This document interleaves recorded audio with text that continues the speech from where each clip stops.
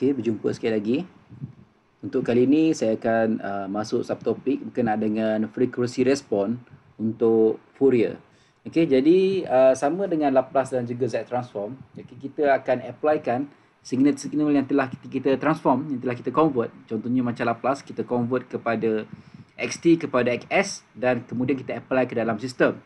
Begitu juga dengan Z transform, daripada xn kita convert kepada xz dan kemudian kita masukkan ke dalam satu sistem. Jadi untuk case Fourier pun sama, di mana kita convert daripada time domain kepada frekuensi domain dan kita akan apply ke dalam sistem, iaitu kita panggil sebagai frekuensi respon.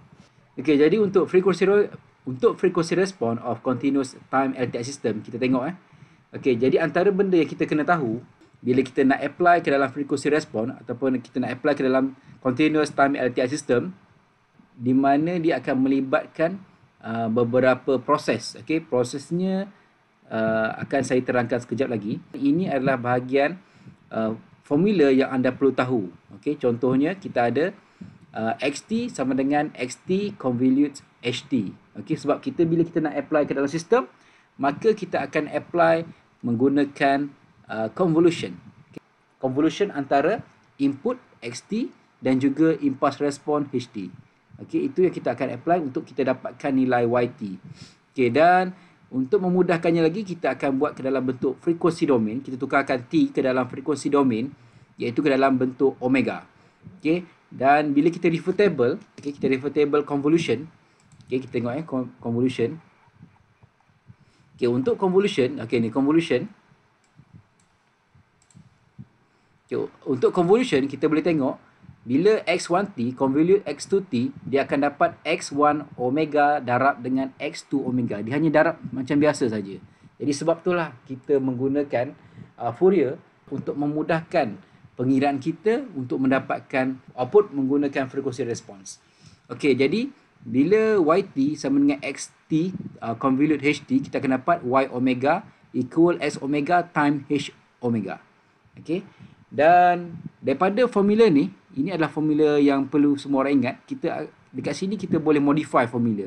Kita boleh dapatkan h omega, kita boleh dapatkan x omega, kita boleh dapatkan y omega. So, jika soalan minta kita dapatkan output, iaitu y omega, terus kita pakai formula ni.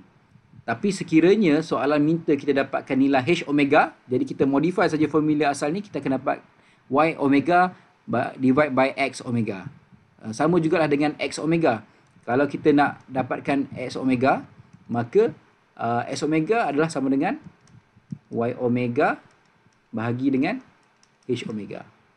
Okey, dekat sini saya akan ceritakan macam mana kita nak apply daripada gambar rajah ni. Okey, sama seperti yang telah saya terangkan dalam Laplace dan juga Z transform. Okey, di mana kita nak apply Fourier ke dalam sistem ni. Okey, jadi contoh dia dalam satu LTI system, kita akan ada input kita kenal dia dengan xt ataupun kalau sekiranya dalam bentuk frekuensi domain kita akan pakai x omega. Okay, dan dia boleh juga jadi delta t ataupun satu saja. Okay, bila dia masuk ke dalam LTI system, dia akan mengeluarkan output. Okay, bila mengeluarkan output, macam mana output itu terhasil adalah daripada xt convolute by impulse response ht, ataupun kalau dalam frekuensi domain iaitu y omega equal x omega time h omega. Jadi dekat sinilah kita akan manipulasi kita punya formula untuk mendapatkan sama ada input, output ataupun juga nilai h omega. Okey, dan kita akan tengok beberapa contoh daripada sini. Langkah kerja untuk dapatkan jawapan kepada soalan-soalan jadi macam ni pun sama macam kita dah buat pada Laplace dan juga Z transform. Okey, contoh. Okey, soalan the system is described by, diberi equation ni sebagai permulaan, iaitu maknanya sistem tu, diberi equation ni. Y prime t plus 2y t equal xt plus x prime t. Okey, daripada sini, untuk nak memudahkan pengiraan, kita perlu convert kepada xt, kita perlu convert kepada x omega. Semualah, maknanya kalau yt pun kita perlu convert kepada omega. Y omega. Okay, jadi kita convert. Okay, jadi kalau y prime ni pun kita boleh refer pada table yang mana ada dalam table. Okay, contoh dia. Okay, y prime dia sama dengan differentiation. Okay, time differentiation. Okay, Bila dxt dt, dia akan jadi j omega x omega. Okey, ditambah j omega di sini. Y prime. Okey, dia akan jadi j y omega. Okey, j omega y omega. Maknanya y prime ni dia akan jadi j omega. Okey, yang ni biasa, 2yt akan jadi 2y omega, xt akan jadi x omega, x prime t akan jadi j omega x omega. Maknanya kalau ada prime, dia akan jadi j omega. Okey, daripada sini kita perlu asingkan y omega dan juga x omega. Okey, di sini kita faktorkan dia. Okey, kita asingkan y omega. Okey, y omega kita keluarkan. Okey, y omega kita keluarkan. Okey. Okey, kita kumpulkan kat sini. Okey, jadi dia akan jadi j omega tambah 2. Sama juga dengan x omega. Okey, kita kumpulkan di sini, kita faktorkan. Okey, dia akan dapat 1 tambah j omega x omega. Okey, dan soalan minta kita dapatkan h omega. Okey. Jadi h omega, macam mana cara dapat h omega? Jadi kita kena ingat formula kita, iaitu h omega sama dengan y omega bahagi dengan x omega. Jadi kita ada y omega, kita ada x omega. Jadi kita kena pindahkan dia. Jadi maksudnya y sebelah atas, x sebelah bawah.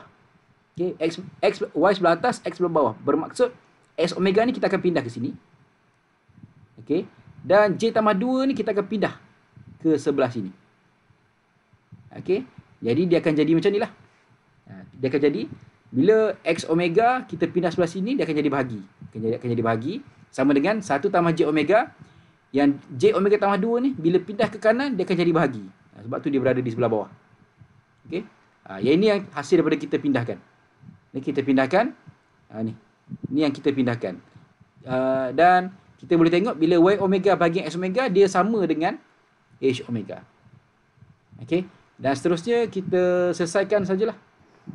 Okey, jadi daripada sini kita perlu samakan dengan equation yang ada dalam table. Okey, jadi kat sini kalau kita tengok 1 tambah j omega per 2 tambah j omega ni susah untuk kita comparekan dengan table. Jadi nak permudahkan dia, kita kena manipulasi equation ni. Contohnya macam dalam kes ni, dia jadikan 1 ni, dia pecahkan jadi 2 tolak 1. Okey, kenapa? Sebab bila 2 dia sebab dia nak pecahkan 2 tambah j omega per 2 tambah j omega.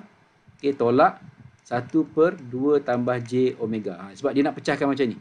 Okey, bila dia buat macam ni, yang ni dah automatik jadi 1. Ni dia jadi macam ni 1. Jadi yang ni kita boleh terus convert, refer pada table. Okey, kita terus refer pada table. Jadi 1 dia akan dapat delta T. Okey, yang 1 per 2 tambah j omega akan dapat nilai ini. Okey, jadi dekat sini kita perlu pandai memanipulasikan equation untuk dapatkan sama dengan equation yang di dalam table.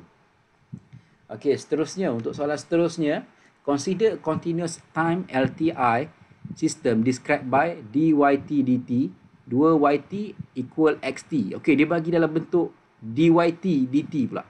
Kalau tadi dia bagi y prime. Jadi konsep dia sama. Okey, dia bagi sistem dia equation macam ni.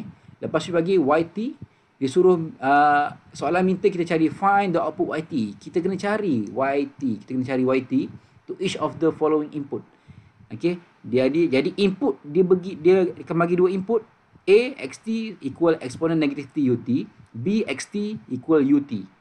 Okey, jadi mula-mula sekali equation ni kita kena convert kepada omega dulu. Jadi dyt dt dia akan jadi j omega y omega, dyt akan jadi 2y omega, xt akan jadi x omega. Okey, jadi soalan minta cari y. Okey, soalan minta kita cari yt. Okey, bila kita dah dapatkan persamaan macam ni, macam tadi kita buatlah, kita perlu asingkan y omega dan juga x omega. Jadi kita asingkan y omega ni. Okey, kita letakkan y omega. Okey, di sini akan dapat j omega tambah 2. Okey, sama dengan x omega. Jadi lepas tu kita bolehlah convert ke dalam bentuk macam ni, y omega x omega. Jadi kat sini dia akan pindah ke sini lah. Dan yang ni akan pindah ke sini. Dia akan dapat macam ni. Okey, dan soalan yang pertama dia akan bagi xt exponent negative t ut. Okey, xt exponent negative t ut, kita refer table, Jadi bila kita refer table, dia akan dapat 1/1 tambah J omega. Ini yang kita akan dapat. Dan soalan minta kita dapatkan Y omega. Jadi formula Y omega, macam yang saya terangkan tadi, Y omega, ni formula dia. Y omega sama dengan S omega darab dengan H omega. Jadi H kita dah ada. 1 tambah 2 J omega. Okey, 1 tambah 2 J omega. Okey, kita kena darabkan dengan 1 tambah J omega. Okey, jadi daripada sini, kita boleh pecahkan dia. Kita boleh guna kaedah partial fraction. Okey, kita guna partial fraction. Dah hasil dia, kita akan dapat macam ni. Okey, jika anda buat partial fraction, akan dapat 1/1 tambah J omega tolak 1/2 tambah J omega. Dan daripada sinilah kita terus convert. Kita refer table, kita akan dapat jawapan dalam bentuk YT. Okey, bagi soalan B pula. Soalan B pun sama. Okey, diberi XT UT. Jadi XT UT, kalau kita refer table, kita akan dapat X omega equal pi delta omega tambah 1/J omega. Okey, dan soalan minta kita dapatkan Y. Okey, soalan minta kita dapat Y. Formula Y sama dengan S omega darab dengan H omega. Jadi kita darab sajalah. Okey, mana S omega. Okey, kita darabkan dengan H omega. H omega kita dah kira tadi, iaitu kita dah dapat dekat sini. 1/2 tambah J omega. Okey, jadi masuk saja nilai kat sini. Okey, ni untuk H omega. Okey, dan kita permudahkan, kita perlu manipulasikan equation ni. Okey, kita perlu dapatkan hampir sama dengan yang dalam table. Okey, jadi boleh ikut follow step dia. Dan bila dah sampai sini, kita akan refer table balik. Dan kita kena convert balik, kita akan dapat equation dalam keadaan bentuk macam ni. Okey, jadi ramai pelajar sangkut bila kaedah dekat sini. Okey, tetapi sekiranya anda dapat menyelesaikan, dapat buat sampai sini pun kira anda dah okey lah sebenarnya. Okey, tapi kalau sekiranya lagi bagus, anda perlu mahir dengan skill matematik anda untuk selesaikan. Okey, jadi itu adalah contoh-contoh berkenaan dengan Fourier untuk continuous time signal yang kita applykan ke dalam LTI system. Okey, jadi itu saja untuk topik frekuensi respon. Okey, terima kasih. Assalamualaikum.